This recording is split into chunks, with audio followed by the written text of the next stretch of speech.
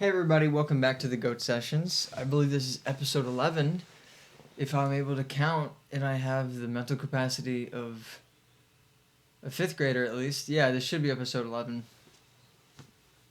Again, a long week. Did better this week though, even with work and budgeting time, so that's good. However, I was thinking about what to talk about with you guys today.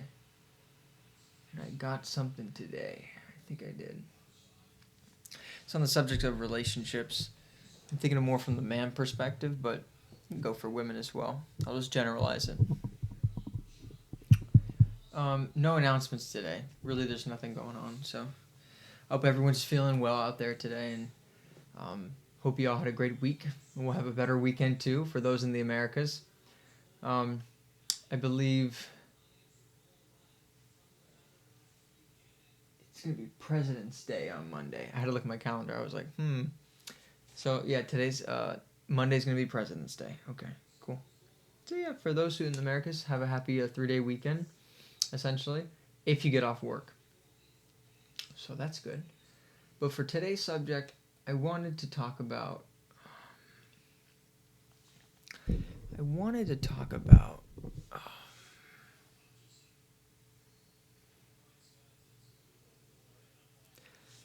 You need to be complacent and okay with the fact that you may never, ever find someone in life to grow old with and marry. And it's a hard thing for a lot of people, especially for those believing that they have a special someone out there that has been made for them, that has been chosen for them, and that there is a one. But it's not that hard for people to grasp. For those who don't believe that, and who merely see everybody as options and availabilities and openings and doors, If you see someone as the one, then you find out that she isn't. It's more heart-crushing than thinking that everybody could potentially be the one, and then if they break your heart or they ruin your life, it's really no skin off your back when you think about it. Because what were they in your mind anyway? That depends. That's really the basis of everything. You can't really get hurt in a relationship if your mindset shifts to the course of, well, this could be something, but it's not it, and I'm not going to pretend that it's it. I'm just seeing and staking this out as it goes, as opposed to, this is it. This is the only chance I'm going to get. And that hurts people when you think like that. It's also desperation. It's very desperate to think like that. To think that, okay, so this girl, I really like her, this boy I really like, and I'm not really going to have a chance with any other boys or girls, meaning a lack of optionality. Therefore, it leads to desperation and clinginess. And when you find out that they don't want you because you're loving on them either too hard, which is a thing, you're attaching them too hard, and you're technically objectifying them without even them knowing. You're really worshiping the image of them in your head than the actual person. They're not even there in the relationship. It's just what's in your mind's eye, and that's dangerous, because the person that they are in your head is completely different from what they are in reality. People are unpredictable. Therefore, whoever you have in your mind is not your man and not your woman. Not at all. So I think it would be better for us if we were complacent on never expecting to find that person in our lives. Never expecting to meet that person. That's the thing. Low expectations are a game changer. Having low expectations in life in general is the best thing you could possibly do, because you will never get let down if something good happens. If even the tiniest positive effect on your life has been imbued in your life, oh my lord. Even I'm talking about the tiniest minute good detail, like you got $5 off at the grocery store today when you got food. If you have low expectations, that little thing will become monumentous. It'll change your day. And of course, we see a lot of little positive, little goodies throughout our day. So if we just focus our perspective on low expectations, the first one being, okay, you know, maybe this job isn't where it's supposed to be going, or maybe maybe it won't be, maybe I won't, it's not that maybe I won't have a good day. When I say low expectations, that it's a hard one. I'm not gonna lie to describe that. It's challenging. When I say low expectations, I don't mean pessimism. Like, I don't believe this is gonna happen. That's different. Low expectations is like, well, I'm gonna go in this with a level head, saying that it's not gonna be all sunshine and rainbows. It's gonna be mediocre, right? That's what low expectations mean. It's either gonna be really bad or mediocre, nothing higher, nothing below that. That's how it's gonna be, right? And even actually, you can say even below that, like it's gonna be totally horrible or it's gonna be mediocre, which is, in my opinion, equally as horrible, because boring is just horrible. But when the day turns out a little bit better than that, it brightens your whole day. That's how we need to treat these relationships that we foster in our lives. The women that we meet, the men that we meet, we just think, okay, it may go somewhere, it may not. She may or he may say something really offensive that I don't like, that doesn't fit with my mindset. And do I take offense to that? No, because at least I was able to hang out with the person. Nobody thinks about that. It starts from, well, I highly doubt that they'll text me. Then they text you. I highly doubt that they'll call me. Then they call you. I highly doubt that they'll take me out. Then they take you out. I highly doubt that they'll pay, and they pay. I highly doubt that we'll go on a second date, and it keeps going and going and going. It doesn't stop. And from every little one of those instances should bring you some joy. Like, I didn't expect this. Because if you expect nothing in life, to which also you are owed nothing in life from life itself. No one is supposed to bend over backwards for you and throw out the royal carpet for you. Then everything is a gift. I would assume everything is a gift in that regard. So, we should be treating our relationships like that. Because then we'd be way more happier. Oh my gosh. More happier is not a good sentence. We'd be way happier if that was the case. So we need to fix our mindset on that, for sure. And also, to piece that idea together. Sorry, I'm a little... I look like a crack addict today. Oh my gosh. I really do. This has been a long week, Hair's not going the way I want it to today, but that's why I put it in a bun. But regardless. So not only do we need to not treat people like low expectations. That's different. Very much so. Do not treat people like they are the epitome of your low expectations. Do not treat her as if she will be trash. Do not treat him if he will be a sleazeball. Do not treat opportunities as if they may never occur. You should always strive for them, but in your mind think, this is not guaranteed. There's always another option. There's always another time. I can do this whenever I want. I'm going to do it now, but in case it doesn't work out, I have tomorrow. I have another time.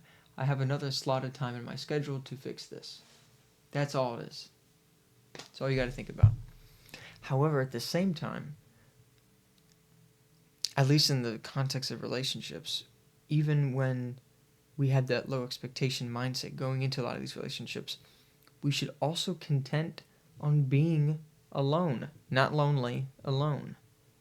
Because there may be a chance you never find that woman. You never find that man. And that's fine. It really is. Because you know what a woman or a man, an extra person in your life does? They come at a cost. They come at a cost of your time, your resources, including money. They come at a cost of other people you hang out with and friends and connections. You bring someone in your life, you're going to lose others and things in place of that person. So don't think filling in that person in your life is going to fill in the void. They're only going to show what you have lost. And sometimes that's good and sometimes that's bad, because whatever you lost may have been bad, but whatever you may have lost may have been useful. So think before you introduce someone into your life. That's all I have to say on that. But be content on being single. There's nothing wrong with being single. Nothing wrong with that at all. It gives you more time to do things on your own time. It gives you time to work on your projects, your personal projects at home, to fix up your house, spend time with friends, focus on work, make more money, become more stable. Nothing wrong with that. And in the meantime, while you're single, there's absolutely nothing wrong with, every now and then you see a cute girl, you see a cute guy, and you go, you know what? Let me just entertain this idea with low expectations. Always with low expectations. That's what I do. Every now and then I'll see a nice girl, I'll ask her out, and if I get rejected, okay. Sometimes I don't. I go on a few dates and then it doesn't click. And so that's it. I go on, I don't, she doesn't talk to me, I don't talk to her, and then I go on about my life, business as usual, And I don't feel heartbroken or I don't feel betrayed because I knew that there's a very small chance that this is going to lead to anything. And that chance was right. Now, I didn't make this a self-fulfilling prophecy and act in a behavior/manner that resonated with my low expectations of this may not work out. Because that's different. That's treating her like trash. Treating her like that improbability. Or treating her like the likely outcome. That's what I meant to say. Treating her or him like the likely outcome of the situation, which I don't. I want to always be nice, when you're going out with someone, when you're hanging out with a beautiful girl, from in the perspective of a guy, you always want to be nice, but you have to know in the back of your head, like, this is not certain, I may not be able to hang out with her again. If we're looking for more on the promiscuous side, I may not be able to take her home and have sex. Like, it may or may not happen. And for me, I don't know. And that's different too. Low expectations are the same thing. It really applies more to, like, I feel on the short-term scale, guys who are dating to, have sex and form very short-term relationships and with many women and just bounce off. Having low expectations is great because then that means if you miss a sexual encounter or if you fumble one or if it doesn't occur, nothing on you. And for guys who want to be married and so they date to marry and they don't have sex before marriage and they just go on dates for years and hang out and then they become married and the whole honeymoon crap happens. Even with that, you should have low expectations because this girl may not be marriage material. It's highly unlikely. And then you keep going, you see how it goes. All right. This is where it gets paradoxical. There must be a simultaneous reservation saying it may or may not happen, but at the same time, I'm interested. There has to be both sides to your character, both sides to your intent. Because if you're only reserved, then he or she's going to see that, and they're going to notice that you're not interested, and then they're going to back off as well, and they're going to become uninterested as well. And then if you're too, I'm intrigued, but you're not putting in that low expectation, then inevitably when they do let you down, because human beings are imperfect, you're going to feel crushed. And you're going to have a irrational mind after. You're going to feel emotions. You're likely going to have those emotions dictate your actions, and then you're going to ruin the relationship somehow. So, and that's far down the road. I'd rather nip it in the butt as soon as it happens. Have low expectations. It works out.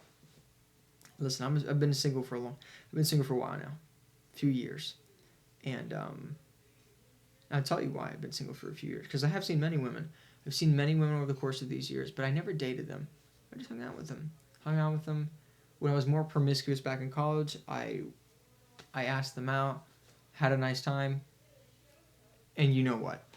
Nowadays, when I do see women every now and then, and I ask them out, when I do get positives and I do get confirmation like, yeah, we'll go out, I go out for like 1 or 2 dates and then, that's it. But, I still keep looking, still doing my thing. But I'm looking without chasing. That's the thing. I don't want to chase these women. Women, you do not want to chase men.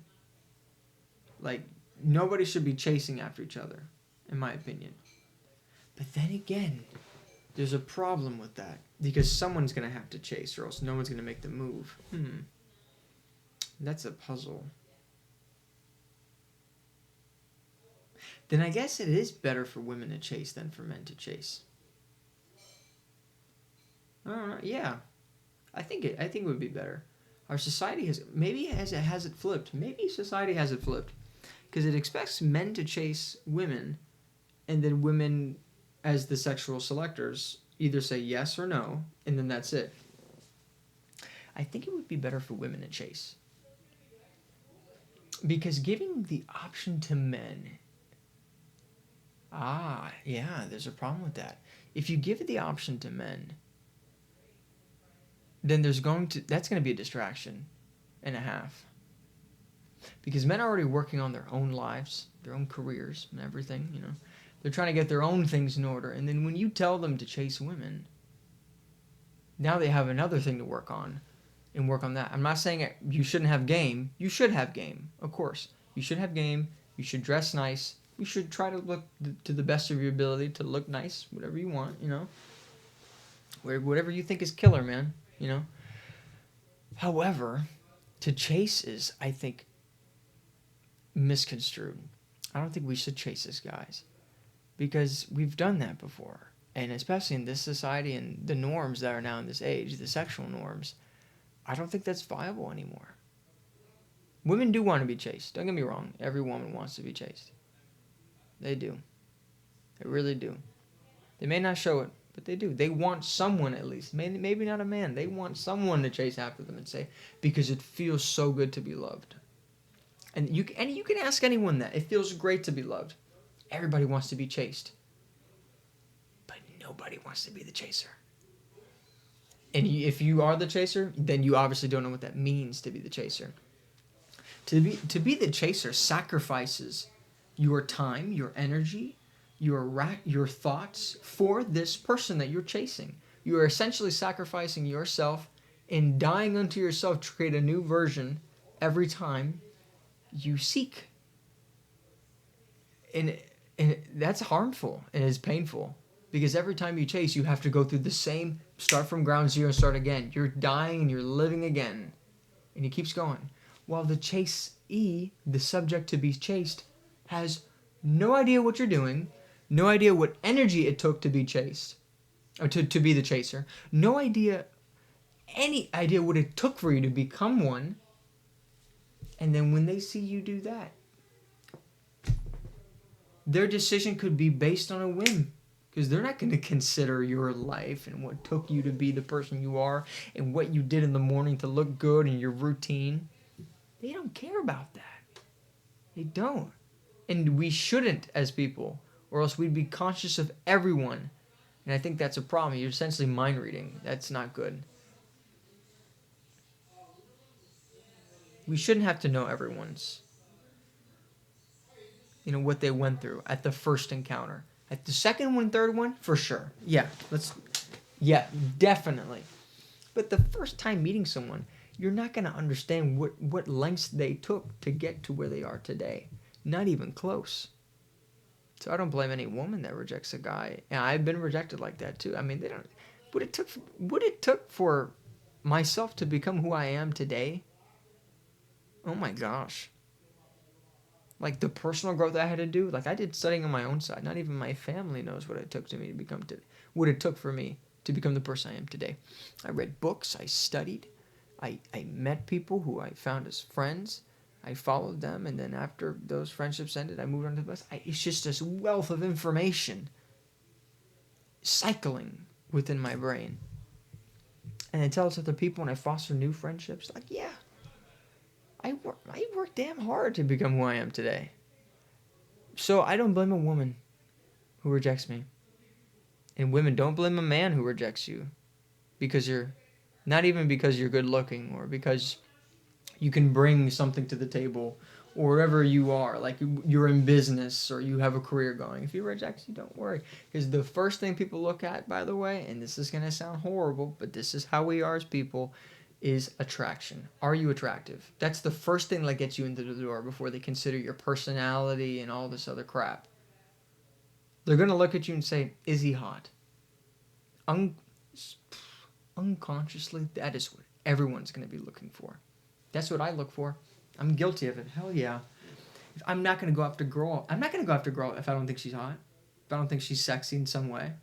And then after that, I consider, okay, wow, she's got a lot of talents. She's got a lot of interests that share mine. I don't care about that. I'm not saying I don't think she's ugly. I don't care about what she thinks. But if I'm pursuing a romantic relationship, I'm not going to be seeking out girls I don't find attractive. They may be attractive to other people, but if I don't find them attractive, it's not going to work for me. Therefore, it's not. When you find someone that you don't see attractive, you're not going to go for them. That's just how it is. In attractiveness, we can even conflate it with familiarness. So watch out, ladies and gentlemen. Do not equate love and being attracted to someone for familiarity. Because let's say you're into toxic guys or you're into toxic girls and you like a girl and you're attracted to her and you know she's bad for you, but you find her so hot. It's likely because your history has created a persona of the type of woman that you've ever been with, and for some reason you unconsciously go towards women. It's unconsciously. Yeah, because it's without thought. Yeah, you unconsciously go towards women or men of that stature, and not that you attract them, you're seeking them without even knowing, and you're latching onto them without even knowing. That's a different topic for another day. But do you see why it's so good to be single? Do you see why, ladies and gentlemen, why it is so damn good to be single? And to just back away and say, you know what, I'm complacent with never finding my hubby or my babe. Because at the end of the day, and I'll be real with you, been with a lot of girls, I still am hopefully, hopefully, attempting to find my future wife. All right. High hopes, low expectations. That's what you should have. Because they're different. Expectations is what you expect out of a situation. Hope is long term, like into the future. Well, I hope I find her. But for now, for the present moment, for the short term, I don't really see anything coming out of it. I don't expect anything coming out of it. It's very low probability. High hopes, low expectations. But you see why it's so good? Because it frees you. Especially in today's day and age, relationships and dating and all this, oh my gosh, all this BS, it's so complex and diluted in some sense, where you have to be a mastermind at the game to know how it works. And not many people are. And even if you are a mastermind, you're nothing also without your possessions at the same time. Because you have to have resources, time, and money. This what makes you attractive. That's why younger guys don't really make it well into the game at this point. Like, once we get into our 30s, we start faring a chance. 25, we start faring a chance. By 30s, oh my gosh, you cross the threshold and it's like, yeah, now we're becoming settled. Let's go. However, we shouldn't even have to think about that if we're not with someone. Take it as a gift. Whoever you are, if you are not with anyone at the moment and you're really just bouncing around, which is all right, as long as you're not holding on to that and making that your idol, like, I'm someone who chases chicks, or I'm someone who's just trying to find love. Don't even worry about it.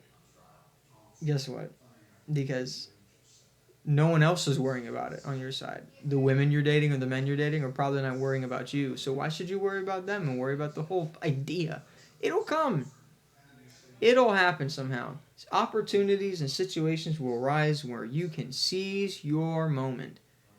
But you cannot make this out to be some chess match every time you go out with a girl or a guy that you have to be like, well, this is it. No. Calm down. Calm down, rethink, and realize who you are, how much is this worth, and how much you're worth.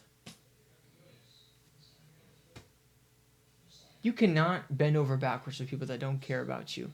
And at the same time, you can't invest yourselves in opportunities and situations that totally ruin you. And they like I usually say, the juice is, it's not enough squeeze. Too much squeeze for the juice, my bad. Too much squeeze for the juice. It really is. I'm not going to do that if that's the case. That's why I go back to the main topic here. Be complacent with the fact that you may never find that person. Because to be honest, love is a scary thing. Love is a thing where I'm talking about true love. I'm not talking about, mess around, have sex around the town, and just have a joyride. I'm not talking about that. I'm talking about real love. I mean, you real love, like you're spending time with this person, optionally have kids. Oh my gosh. It's terrifying. You have to become a different person. Not a lot of people realize that. You have to, it's a death to your original self, and you're devoting your life to your partner, and your partner the same. Like, we've never done that before we get married. We've never done that. Do we devote our life to our parents? No. We live. It's nice that our parents take care of us and we help them, but our life isn't for our parents. Our life isn't for our brothers or for our teachers or our higher ups, supervisors. We live life for ourselves. And then all of a sudden we have to have this shift where it's like, okay, let's go serve the other person now. How do you think that's going to work? We've had no experience. That's why love is one of the few things in this world that requires and demands experience when you have none to start. And I'm talking about relational love. Because if you had no devotion in your life up until that point, oh my God, you're on hard mode. You're fighting this on hard mode. Because if you had no servitude or devotion to your parents, like when you were a kid, then it's going to be very hard for you to relate and be that way to your significant other. And when I say we don't devote everything to our parents, I mean everything. I mean, because with love, with a romance, way more is put in my opinion, than between a father and son. Because the father and son is helping raise that person, which is the father and or the mother and daughter, or either one. I don't care. The father and mother have to sacrifice a part of themselves in order to have their assist in their sons growing and then setting them off on their own course. But with two people working that out, and then them having kids, optionally, these are two adults. This is more complicated than a child interaction, in my opinion. There's a lot of things going on. I find that terrifying. If you're not prepared for it, it'll swallow you whole like a damn demon, and then you won't be able to escape it. And that's why, oh my gosh, the divorces, and there's so many today. It's not as high as I think in the late 1900s, but when I mean late 1900s, I mean like the 80s, 90s. But it's high, man. And the percentage of people not getting into relationships and not having sex until age 30 or 35 is astonishing on both the men and women's side. Men for sure. Oh my gosh. But women too, even. I'm like, wow. So, but at the same time, it is astonishing because we have never seen that trend before. But at the same time, let me reiterate.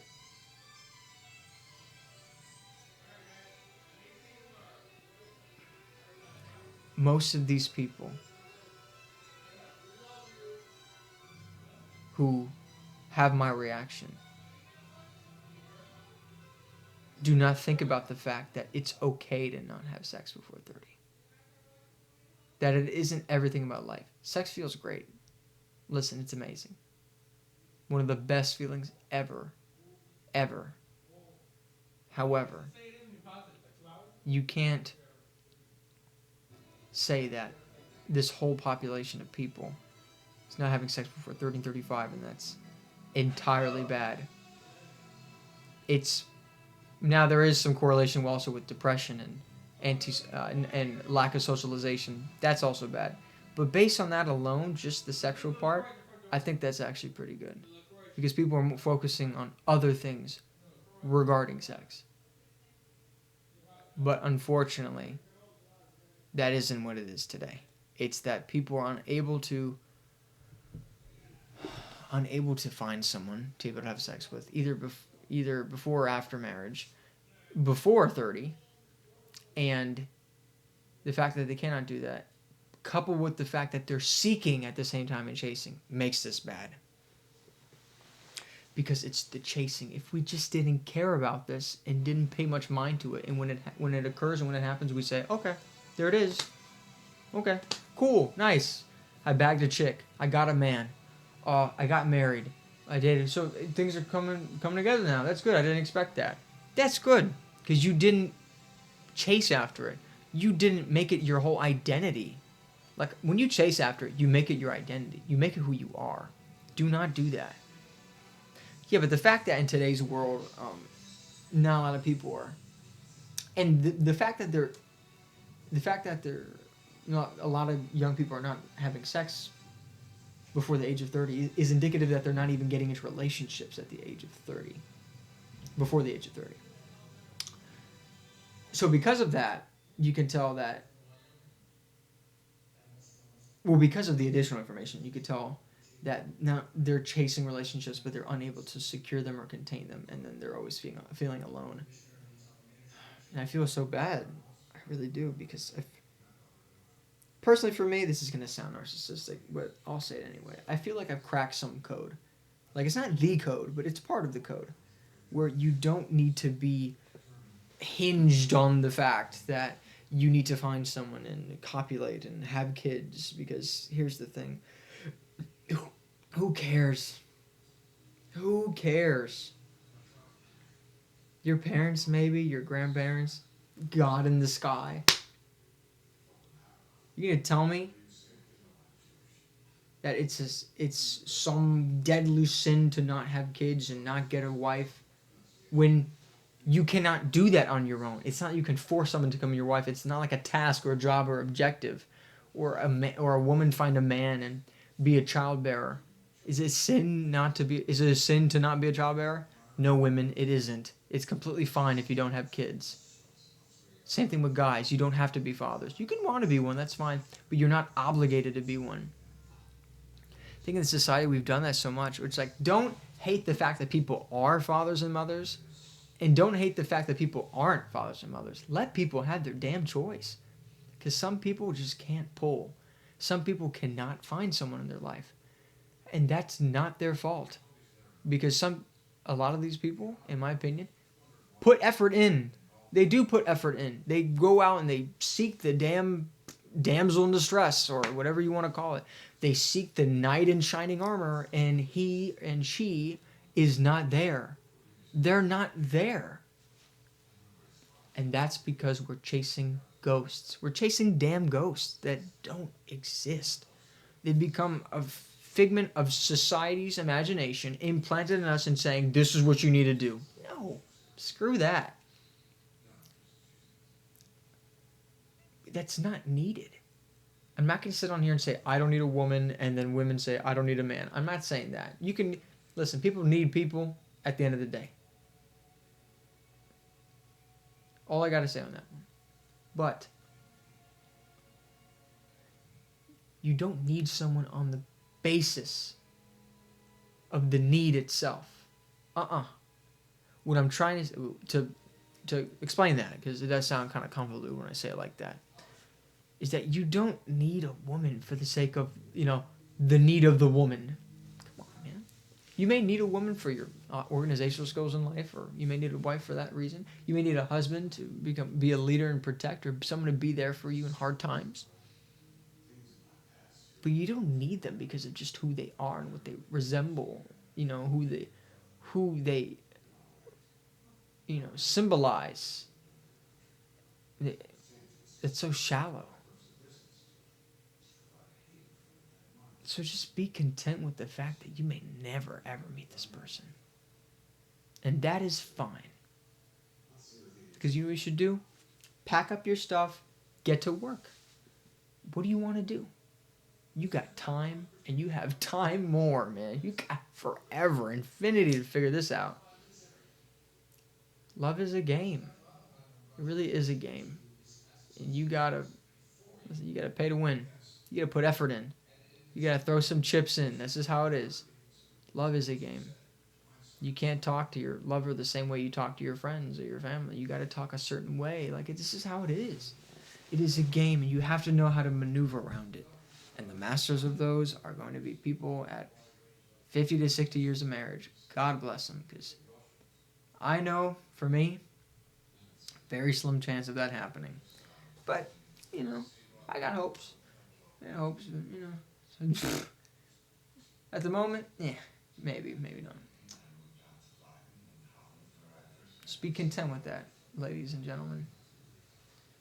Because at the end of the day, that imaginary person you have in your head isn't going to save you. Because they're just imaginary. Not going to be there for you at all times. Relationships aren't like that. You can't depend on people in general. Who thinks you can depend on your lover? She's not always going to be there for you, and he's not always going to be there for you. There can be times when you have to be alone. So don't do this out of desperation. Please. Please do not do this out of desperation. I know I've gone on a long rant and spout a lot of BS and stuff. I don't think it's BS, but a lot of people may think that from watching these videos. I do this to document my thoughts, man, because it sickens me to hear that people think like that, where they need someone, and I don't need anyone. At least in the relationship department, I don't need anyone. I didn't grow up with a relationship. I grew up with my parents. I grew up with my brothers. I grew up with my family. That was it. The friends came later when I grew up, and the relationships came later. I didn't start with a relationship with a woman. Therefore, I don't need one. It's not essential. Not essential at all. What is essential is family. Family is always essential because you start with it. Therefore, you should die with it. But yeah, don't hesitate if you feel attracted to someone and ask them out and do stuff, but don't make it your final gambit, your ace of spades. Just don't do that, because then you'll just lose the game. No one will want to play with you.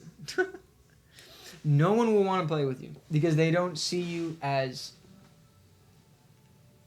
someone with their own goals in life, someone with their own interests and hobbies and motivations. They're going to see you as a person who plays the game and aspires to win the game for the sake of the game and winning prizes. You know how you win the game? You don't really pay attention to it. You don't pay attention to it at all. You're good at it. You know you're good at it. You don't say you're good at it, and you can act like you're good at it, but really you don't even have to act like you're good at it because it comes out naturally. Acting isn't natural. It's actions. Acting is different, in my opinion at least. So you don't even have to act like it. You just be yourself. I don't have to play the game. In fact, I've already won it. This is just a victory lap. I've won the game because it's my game. When we say the game of life, like the game of love, I've already won it. Because I already accepted my fate, regardless if I win or lose. Therefore, I'm a winner. Bye-bye. Exactly. I don't even have to spell it out. Like, that's so empowering when you think about it. I win nonetheless. Like, I don't need a woman. Woman doesn't need a man. Bobby, I'm doing fine. Like, I'm doing great. Life is amazing. So you can meet all these women and be like, oh, I'm having a fun time. And when they reject you, laugh it off because it doesn't mean anything.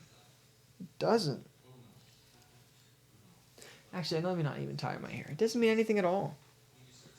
When she laughs at you, that's essentially her saying, I would never want to be with you, because I don't see you as attractive. That's what she means. Same thing when a guy does that to a girl.